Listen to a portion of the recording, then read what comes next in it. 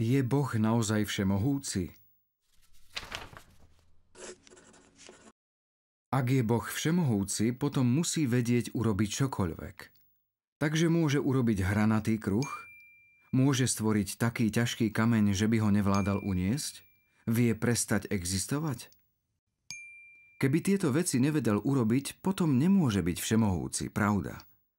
Znie to logicky, ale nie je to logické vôbec. Je tu totiž jeden problém. Boh je bytie samo. A keďže je všemohúci, potom môže urobiť čokoľvek, čo môže existovať. Hranatý kruh je klasickým príkladom niečoho nezmyselného. Vieme síce povedať slová hranatý a kruh, ale nevieme si pod tým nič predstaviť, pretože definície kruhu a kocky sa navzájom vylučujú. Kým v slovách ich môžeme skombinovať, v skutočnosti tieto slová neopisujú nič, čo by mohlo reálne existovať. A také veci Boh nerobí, pretože On sám je bytie, kým oni možnosť bytia vylúčujú. Hranatý kruh je niečo nereálne, čo nemôže existovať. Preto to Boh nemôže stvoriť. Keď sa pýtame, či môže byť všemohúci Boh slabý, takže by neudvihol kameň, alebo či vie Boh prestať existovať, je to podobné.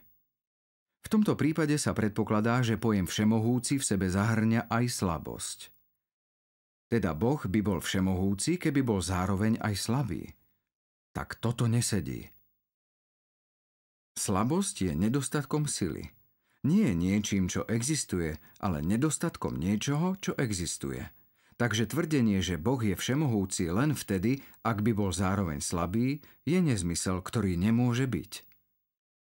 Boh, ktorý je bytie samo, nemôže stvoriť niečo, čo nemôže byť.